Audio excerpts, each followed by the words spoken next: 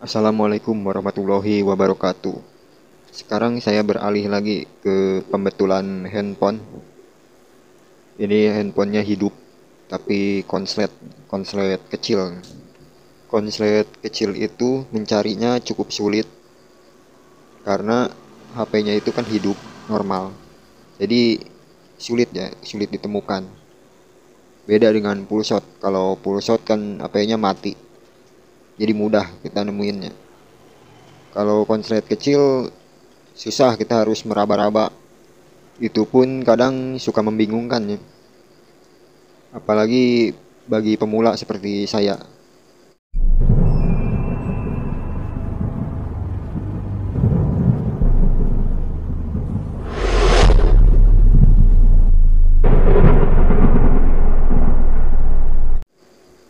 Konslet kecil itu kebanyakan nggak panas ya. Pada mesinnya itu nggak panas. Cuman biasanya nyedot baterai. Terus kalau panas nggak seberapa. Kalau kita raba itu terkadang anget di bagian sinyal, anget di bagian IC power, jadi menyebar kemana-mana. Susah ya, susah dideteksi. HP ini normal, cuman kalau dibawa keluar jauh, penyakitnya muncul. Setiap dipakai di rumah, ini normal. Gak ada keluhan sama sekali.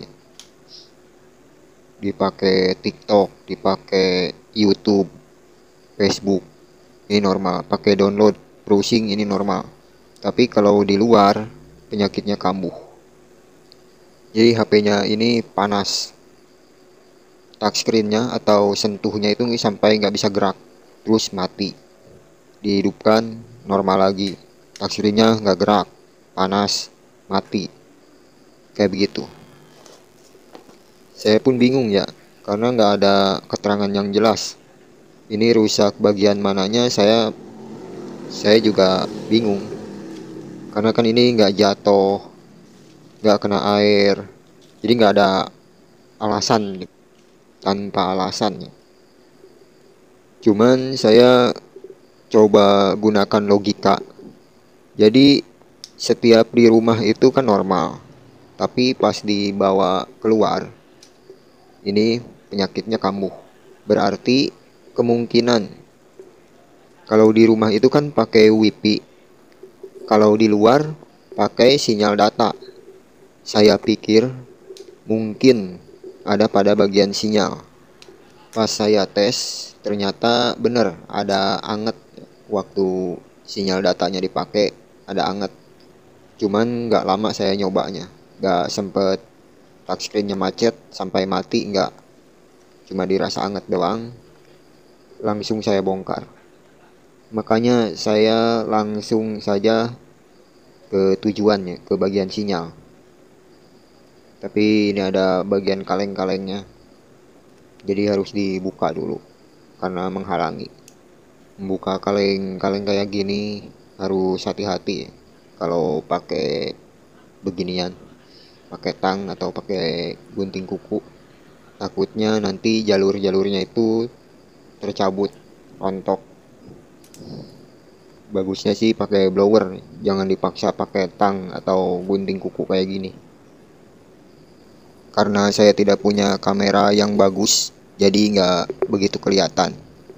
Nanti saja di akhir video saya akan coba jelaskan bagaimana cara mencarinya dan mana yang menjadi penyakitnya. Mungkin saya percepat dulu ya videonya, biar irit waktu dan irit memori.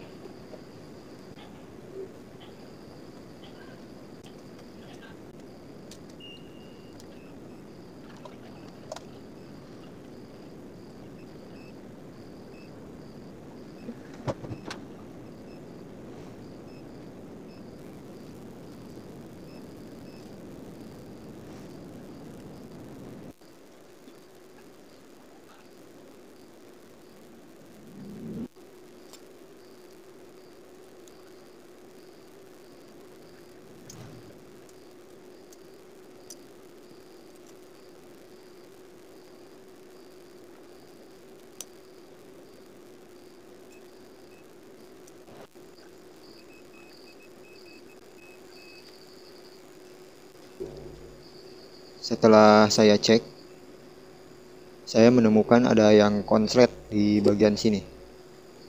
Kelihatan gak ya? Saya akan cabut. Saya cek ada 2 kapasitor yang konslet. Jadi saya coba cabut saja. Maaf ya kalau nggak kelihatan videonya. Soalnya saya sering bikin video pembetulan HP kayak gini. Cuman hasilnya ya nggak kelihatan. Jadi saya nggak bisa itu bikin konten tentang HP gini. Percuma ya.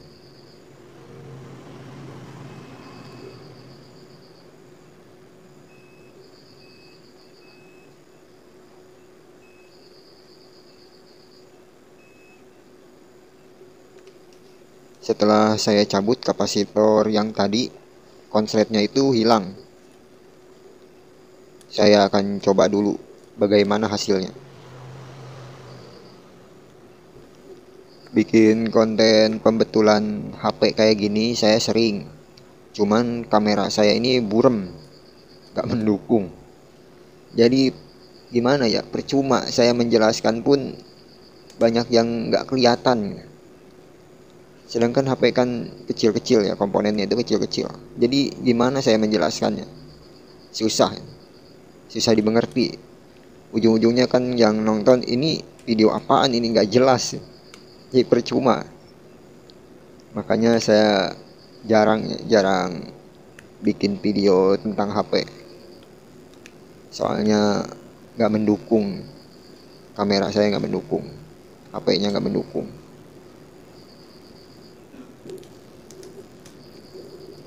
Mudah-mudahan ini berhasil ya.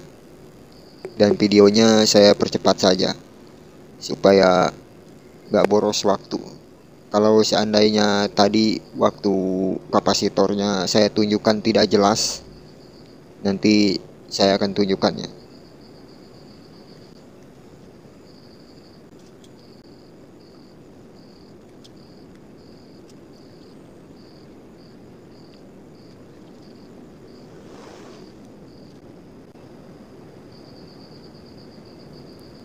Akan saya coba dulu pakai sinyal data dan pakai sinyal WiFi buat download dan browsing sambil meraba-raba ya belakangnya belum saya tutup biar terasa ya. Kalau ada anget-anget biar terasa.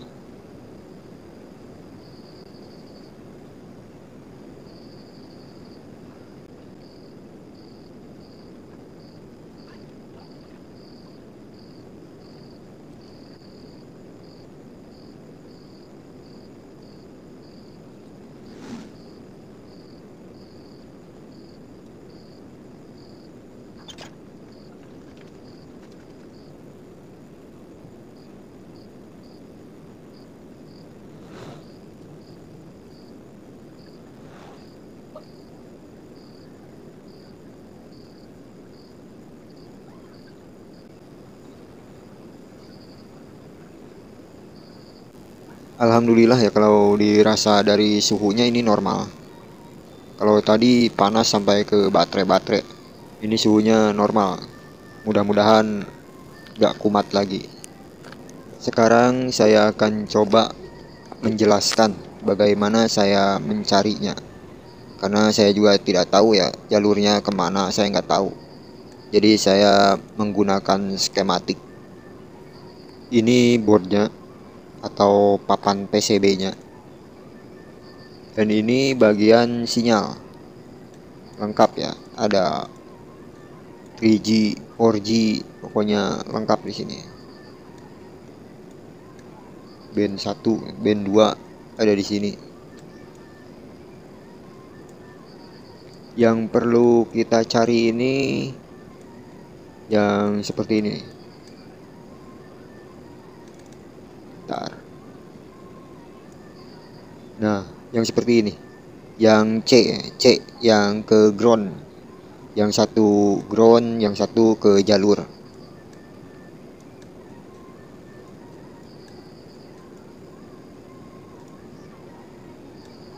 Saya tadi mana ya? Ini benar. Nah, ini IC ini Coba cari IC yang tadi, tulis saja di pencarian.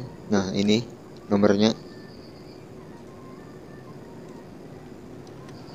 U3310. Nah, ini ya. Ini IC-nya. Dan ini, nah ini pibet. Pibet ini baterai sini. Nah, ini dari baterai. Masuknya ke sini. Ini ada dioda Zener ini. Terus ini ada kapasitor. Tapi kalau konslet di situ biasanya mati, handphonenya mati. Soalnya di situ arus standby dari baterai. Nah, kapasitor yang ini nomornya sama yang tadi. Kalau di HP-nya ada di bagian sinyal di pojok kiri ya, kiri bawah. Nah, yang ini saya cabut juga, nggak apa-apa ya. Itu soalnya kalau HP-nya mati itu juga dicabut, dibuang. Jadi nggak apa-apa. Tapi ini kan HP-nya nggak mati total. Jadi setelah dihidupkan data seluler baru ada kendala. Jadi cari lagi yang lain. Yang setelah IC, pokoknya cek semua kapasitornya. Karena kita juga nggak tahu ya, nggak tahu di mana letaknya.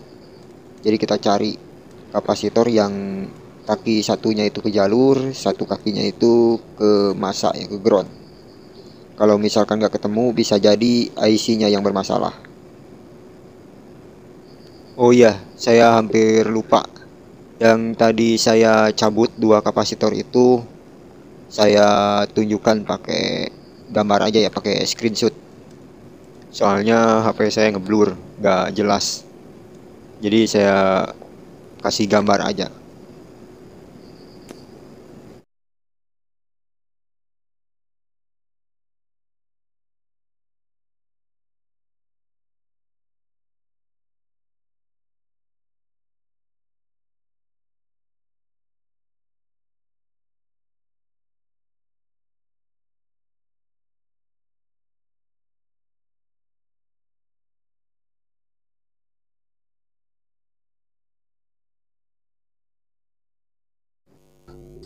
Ini HP-nya sudah dicoba 1 kali 24 jam, tapi alhamdulillah nggak ada masalah.